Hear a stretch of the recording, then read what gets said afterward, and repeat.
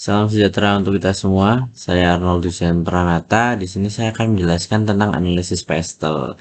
Nah, untuk perusahaan yang saya pilih yaitu Gojek. Kenapa saya milih Gojek? Karena memang sehari-hari saya sangat memanfaatkan Gojek. Jadi mulai dari berangkat kerja hingga pulang kerja gitu. Lalu kadang kalau lapar juga memesan makanan dari Gojek gitu ya. Dan juga hari ini banget hari ibu, saya tadi memesankan bunga untuk ibu saya juga menggunakan fasilitas dari Gojek gitu. Nah, langsung saja kita ke bahan paparannya, yaitu mengenai analisis pestel dari Gojek. Nah, pestel sendiri adalah singkatan dari politik, ekonomi, sosial, teknologi, lingkungan, dan juga hukum.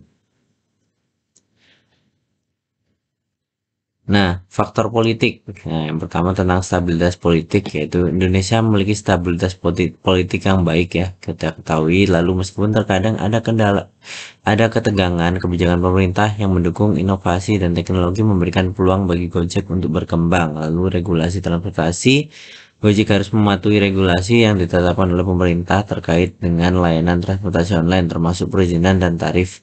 Perubahan kebijakan dapat mempengaruhi operasionalnya.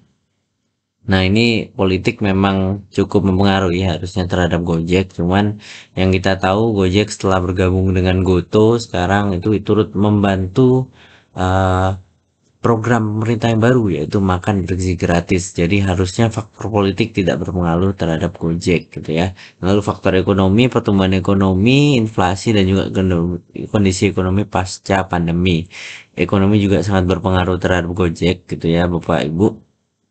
Namun yang kita ketahui hingga sekarang Gojek masih terus dimanfaatkan masyarakat dan penerimaan mereka juga relatif terus naik walaupun waktu pandemi sempat terhalang-halang ya. Cuman masyarakat waktu pandemi sangat terbantu juga dengan adanya GoFood, bisa pesan makanan tanpa harus keluar gitu ya.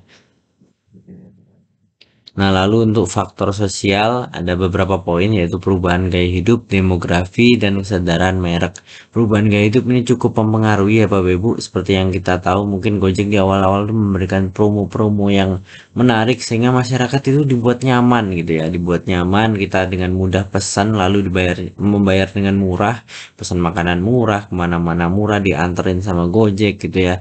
Apalagi sekarang Gojek terintegrasi dengan KRL ya Bapak Ibu, sehingga eh, cukup membuat masyarakat itu bertergantungan gitu terhadap Gojek, sehingga Gojek ini tidak akan terpengaruh juga dengan faktor sosial.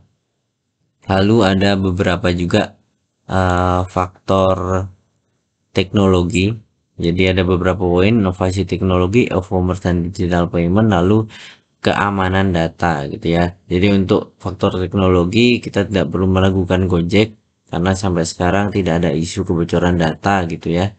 Dan data mereka cukup aman, apalagi Gojek ada juga finance-nya yaitu melalui GoPay dan saat ini tergolong aman gitu ya. Jadi faktor-faktor teknologi cukup mendukung pertumbuhan Gojek. Dan juga faktor lingkungan yaitu keberlanjutan. Gojek berkomitmen untuk mengurangi dampak lingkungan dan operasional, termasuk penggunaan kendaraan ramah lingkungan dan pengurangan emisi karbon. Lalu regulasi lingkungan, perusahaan harus mematuhi regulasi lingkungan yang ketat di Indonesia yang dapat mempengaruhi cara mereka beroperasi dan produksi layanan. Lalu kesadaran lingkungan, masyarakat semakin peduli terhadap isu lingkungan yang mendorong Gojek untuk mengembangkan inisiatif lebih ramah lingkungan seperti program Go Greener. Nah, lalu faktor hukum, untuk faktor hukum sendiri tidak ada juga yang mampu mempengaruhi pertumbuhan Gojek ya, karena melalui peraturan perusahaan, pelindungan konsumen, hukum dan persaingan usaha semuanya sesuai dengan ketentuan gitu.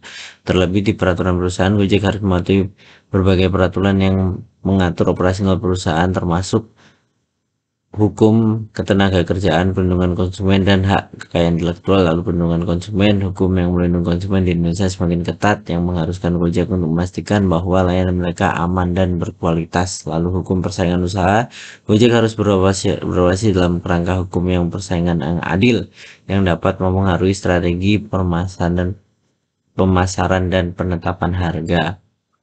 Jadi kesimpulannya di bidang hukum memang eh, harus kita perketat lagi mungkin ya, terutama di bidang ketenaga kerjaan karena seperti yang kita tahu ternyata driver-driver di Gojek itu bukan karyawan Gojek gitu, tapi mereka lebih ke mitra. Jadi mereka tidak mendapatkan fasilitas-fasilitas seperti karyawan pada umumnya gitu. Jadi kita harus mendukung agar hukum mampu merangkul nih driver-driver Gojek.